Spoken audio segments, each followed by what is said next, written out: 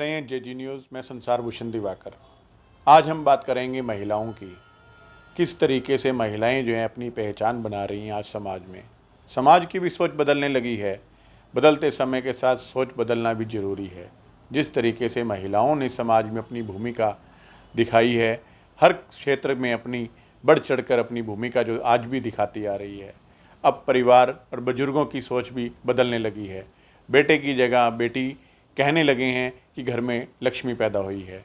तो आज हम बात करते हैं अर्चना शर्मा से, जिन्होंने 2017 के अंदर मिस इंडिया का खिताब हासिल किया था। उन्हीं से जानते हैं कि किस तरीके से जब आपको ये खिताब मिला, आपको कैसा महसूस हुआ, आपके परिवार की आपके प्रति क्या भूमिका, उनके सहयोग आपके प्रति क्या रहा, उनका कैसा आपको सहयोग मिला। उन्हीं से जानते हैं, उन्हीं की जुबानी। तो नमस्कार, आपका स्वागत है जेजी न्यूज़ में। Thank you sir. देखिए, मेरे लिए सोशल मीडिया बहुत इम्पोर्टेंट था, रोल रहा है। सोशल मीडिया के थ्रू मुझे दीवा मिस इंडिया का बारे में पता चला और मैं उसी के थ्रू आगे बढ़ी हूँ।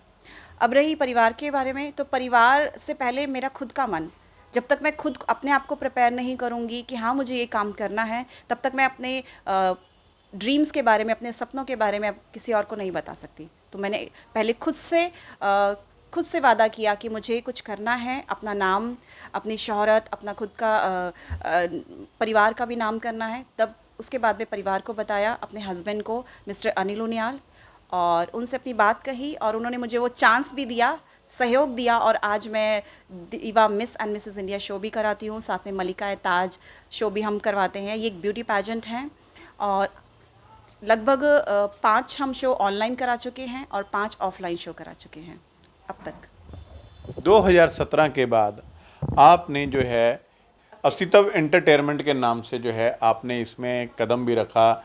आपने उन लोगों को भी मौका दिया जिनके अंदर प्रतिभा छुपी हुई थी। तो वो आपने कैसे सोचा, जैसे आप मिस इंडिया बने उनके बारे में जब आपने ये प्लेटफार्म चुना और उसके बाद उन लोगों को भी मौका दिया, तो कैसा कैसा आपका अनुभव रहा और कौन कौन से प्लेटफार्म पे बच्चे जो हैं आगे निकल के आए और वो युवतियाँ भी आगे बढ़ी। जी सर। एक्चुअली मुझे ये प्लेटफॉर्म एक्चुअली मैंने चुना नहीं है। मुझे एक्टिंग का शौक़ था बचपन से, डांस का शौक़ था, मॉडलिंग का कभी नहीं रहा है। ये तो मुझे मेरे भाग्य ने दे दी है। और जो मुझे मेरे भाग्य ने दे दी, जैसे हमारे बड़े बुजुर्ग कहते हैं कि भाग्य में जो लिखा है ये तो आपके भाग्य में लिखा है, इस तरह से कुछ एक लाइन बोलते हैं। तो बस मैंने अपने भाग्य को एक्सेप्ट कर लिया और इसी लाइन को आगे लेके आई हूँ। आज मॉडलिंग की दुनिया में टैलेंट, आपका हुनर को दिखाने का जो मौका मिलता है, उसको आगे लेकर ही हम लोगों ने इसका कार्यक्रम को आगे लेके चले हैं। कहा जाता है ख़ास तौर से मॉडलिंग लाइन के अंदर, आप भी आपने बताया कि आपके हस्बैंड ने भी जो है आपको प्रेरणा दी, उन्होंने भी कहा नहीं आप आगे बढ़ें और उन्होंने आपको सपोर्ट करी। कहीं ना कहीं इस प्लेटफार्म को किसी और दृष्टि से भी देखा जाता है। कहते हैं आगे बढ़ने के लिए बहुत सी कहीं ना कहीं जो है सेक्रीफाइस भी, कंप्रोमाइज़ भी करना पड़ता है। तो आपको कैसा लगा इस फील्ड के अंदर जब आप उतरे और आपने देखा, कैसा था वो अनुभव? क्या जो बातें हैं वो बातें ही होती हैं या वास्तविकता में फील्ड में किस तरीके से आपने उन चीज़ों को नज़दीकी से देखा? जी, सेक्रीफाइस, क्योंकि बीइंग अ लेडी, एक औरत होने के नाते सेक्रीफाइस तो होता ही है, क्योंकि हमारा पुरुष प्रधान देश है। लेकिन जो सबसे बड़ी बात और इम्पॉर्टेंट बात है कि हमें पहले जो ज़िद होती है, जो लड़ाई होती है, वो खुद से होती है। अगर हम अपने आप से जीत गए, अगर हमने अपनी लड़ाई खुद से जीत ली, तो हम पूरी दुनिया को जीत सकते हैं। तो पहले ये चीज़ मैंने अपने आप में लेके आई कि मुझे खुद से जीतना है। उसके बाद में अपने परिवार को बताया और परिवार ने साथ दिया। कॉम्प्रोमाइज़ की बात है तो कॉम्प्रोमाइज़ हटा के अगर मैं बात करूँ तो बैलेंस बहुत ज़रूरी है, टाइम मैनेजमेंट बहुत ज़रूरी है। जब हमें परिवार को जब हमारी ज़रूरत होती है, तो मैं अपना वक्त पूरा परिवार को देती हूँ। और जब मेरे सपनों को मेरी ज़रूरत होती है, तो मैं अपने सपनों के लिए काम करती हूँ। तो बैलेंस करना बहुत ज़रूरी है। और जैसे कि सभी जानते हैं कि महिलाओं में शक्ति का रूप होता है, एक सिक्स सेंस एक्स्ट्रा होता है, तो वो सेंस आप यूज़ कीजिए और बैलेंस बना के रखेंगे। अगर टाइम को सही उपयोग करेंगे, तो आप को कोई नहीं रोक सकता है। जिस तरीके से आज समाज में तरह तरह से घटनाएं सामने आ रही हैं, छोटी छोटी बच्चों के साथ जो है किस तरीके से दुष्कर्म हो रहे हैं, उसके लिए आप सरकार को और प्रशासन को क्या कह संदेश देना चाहेंगे आप? बहुत ही अलग सा क्वेश्चन है और ये क्वेश्चन होना भी चाहिए। देखिए, मैंने एक चीज़ कोविड से सीखी है, लॉकडाउन से। लॉकडाउन में शायद हमारे पूर्वज से भी मैं सुनती आ रही हूँ, हमारे जो दादी दादा हैं, हमारे पुराने लोग हैं, वो भी ये कह चुके हैं कि उन्होंने ऐसा कभी नहीं देखा कि पूरा विश्व बंद हो गया हो। सिर्फ एक एक डिजीज़ ने, कोविड ने पूरे विश्व को बंद कर दिया। और लेकिन अपने आप तो नहीं हुआ ना, ये किसने किया? सरकार ने किया ना, सरकार ने करवाया। डर डर रहा, इंसान चाहे तो क्या नहीं हो सकता।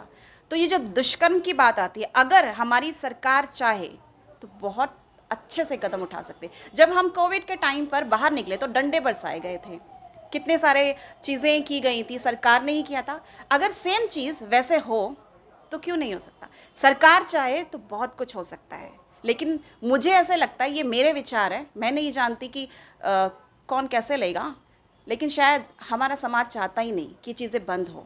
सरकार चाहे तो 2 डंडे बजवा के अभी करवा दे पुलिस से, पर क्यों बंद नहीं होते? क्योंकि हम चाहते ही नहीं है। तो बड़ी ही सरलता के साथ आपने जो है इसका जवाब दिया, वाक़ई में ही कि जब कोविड के तहत सरकार और प्रशासन ने जिस तरीके से अपनी भूमिका अदा की थी, अगर इसी तरीके से अगर सरकार अपनी भूमिका अदा करे, तो ऐसा कौन-सा जो अपराध है जो नहीं ख़त्म हो सकता? बहुत ही सरलता से। और हम चाहेंगे कि सरकार जो है और प्रशासन जो है इस बात को समझे, और कहीं न कहीं देखो, बेटी और बहू हर घर में हैं, और उसकी सेफ्टी, उसकी संभाल हर आदमी का उतना ही दायित्व बनता है।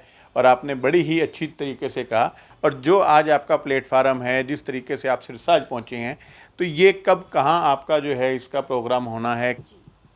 सिरसा से मेरा कुछ अलग ही रिश्ता रहा है। मेरी जन्मभूमि समझ लीजिए, मेरा ये दूसरा घर है, और ईश्वर की कृपा होती है कि मुझे हर साल बुला ही लिया जाता है। ऐसा नहीं है मैं इस आज मुझे लोग पहचान रहे हैं, इतना मान-सम्मान दे रहे हैं, ये तो अब की बात है कि मैं शायद आज मिसेज़ इंडिया हूँ या शो ऑर्गेनाइज़ कराती हूँ, इसलिए मुझे दुनिया जानती है। इससे पहले भी कुछ-कुछ ऐसी चीज़ें होती हैं कि मुझे आना ही पड़ता है। अब आप देखिएगा कि मैं कर्नाटका में थी 4 साल पहले, और मुझे बीएड करना था, तो बीएड भी मैंने इसी मिट्टी से की है, कुरुक्षेत्र यूनिवर्सिटी से, और हिसार में एग्ज़ाम दिए हैं। तो वही है कि यहाँ से मेरा अलग ही रिश्ता है, यहाँ के लोग बहुत अच्छे हैं। अ बहुत प्यार और सम्मान मुझे देते हैं। तो मैं पहले भी यहाँ पर ऑडिशन ले चुकी हूँ। 2018 में हमने यहाँ से शुरुआत की थी, और उस टाइम भूपेश मेहता सर ने हमारे ऑडिशंस रखे थे।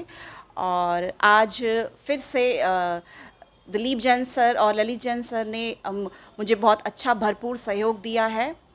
उसके अंतर्गत हमारे ऑडिशन आज सक्सेसफुल हुए हैं, मैं उसका धन्यवाद करना चाहूँगी। अब बात आती है कि जो भी फाइनलिस्ट यहाँ से जाएंगे आगे, हमारा ग्रैंड फिनाले होगा आगरा में। डेट अभी कंफर्म नहीं है, क्योंकि हमारे ऑडिशंस अभी चल रहे हैं all over India, Hisar, Nagpur, Pune, UP, और भी कई सिटी हमें अभी डिस्कस करनी है, डिसीज़न लेने हैं।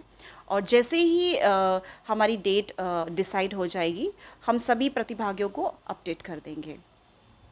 तो आपके इस एंटरटेनमेंट्स जो आपने बना रखा है, कौन-कौन से ग्राउंड पे जो है उन बच्चों को आज तक प्लेटफ़ॉर्म पे जगह मिली है? कुछ हमारे दर्शकों को बताएँगे? जी। देखिए, मैं जो भी विनर्स हैं या रनर अप्स रहते हैं या कोई और इंटरेस्टेड है, उन बच्चों को, उन लेडीज़ को, गर्ल्स को हम लोग अमेज़न, फ्लिपकार्ट, स्नैपडील के शूट्स प्रोवाइड करते हैं।